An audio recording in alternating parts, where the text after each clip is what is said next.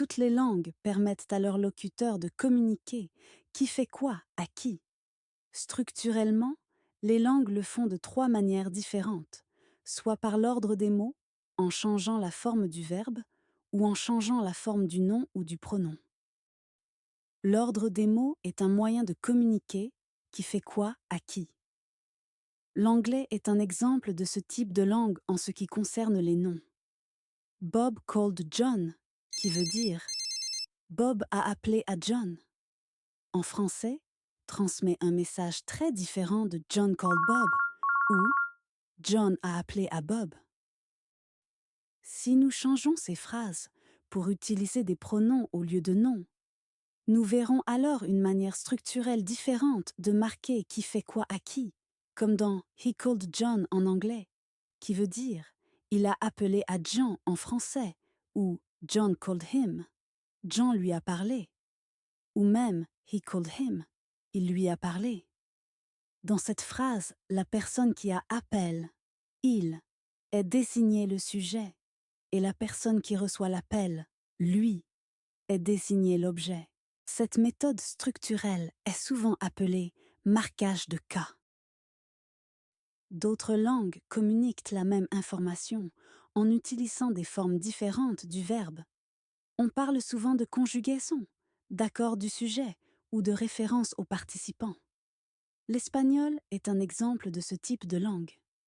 La forme du verbe dépend de la personne qui a appelé. J'ai appelé, llamé. Il a appelé, llamó. Tu as appelé, llamaste. Dans les langues de ce type, il est courant de ne pas utiliser de pronoms distincts, car l'information est déjà communiquée par le biais du verbe. Nous pouvons voir dans ces exemples que l'information sur le sujet est contenue dans les suffixes e, o et aste. Dans certaines langues, l'objet peut également être marqué sur le verbe. En amharique, le sujet et l'objet sont tous deux marqués. Tarut signifie « elles l'ont appelé ». Teruat signifie « elles l'ont appelé ». Et teruashu signifie « elles les ont appelés ». Le « u » dans ces exemples signifie que c'est « elles » qui appellent. Et les « t », « at » et « aku » indiquent qui est appelé. Bien entendu, il est possible d'utiliser plus d'une option. L'anglais communique principalement qui fait quoi à qui par le biais de l'ordre des mots. Cependant, nous pouvons également constater qu'une deuxième stratégie est utilisée dans les pronoms qui prennent différentes formes en fonction de la personne et de la relation grammaticale, soit sujet, soit objet. Pourquoi cela est-il important ? En traduction, il est important d'être conscient de la façon dont les différentes langues indiquent qui fait l'action et qui la subit. Il est question ici de la langue source, la langue de l'œuvre originale, de la langue cible, la langue dans laquelle vous traduisez, et de toutes les langues locales de communication plus larges qui peuvent être utilisées dans des réunions ou dans des documents de référence. Helga Schroeder animait un atelier sur le discours au Kenya avec 5 équipes de traducteurs de langue maternelle.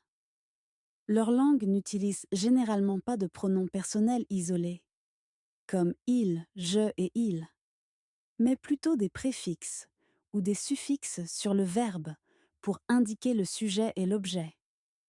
Les pronoms isolés ou disjoints ne sont utilisés que lorsque la personne à laquelle il est fait référence est importante, qu'elle est au centre de l'attention ou qu'elle n'est pas clairement identifiée par le contexte.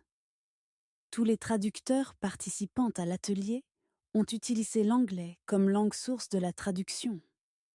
Comme l'anglais utilise constamment des pronoms disjoints, ils les ont simplement copiés et ont donc utilisé beaucoup plus de ces pronoms qu'ils ne l'auraient en fait normalement. Le résultat était quelque chose de semblable à « il est allé lui-même à la rivière » et « elle l'a vu lui-même elle-même », avec la plupart des pronoms mis en valeur de manière inappropriée. Après avoir découvert le modèle de leur propre langue, tous les traducteurs sont revenus sur leur traduction et ont supprimé la plupart des pronoms personnels d'ichion. L'hébreu, la langue originale de l'Ancien Testament, ressemble à ces langues kenyanes. Ils n'utilisent pas non plus de pronom d'ichouin pour indiquer qui fait l'action. La forme du verbe permet plutôt de savoir si c'est il, elle ou il qui font quelque chose. Lorsqu'un pronom d'ichouin est utilisé, c'est généralement par effet de mise en relief. Ainsi, lorsque les Bibles françaises traduisent ces pronoms hébreux, elles ajoutent souvent quelque chose pour les rendre plus forts. Par exemple, dans Michée 7.7, la S21 traduit le pronom hébreu en disant « Mais moi, je regarderai vers l'Éternel ».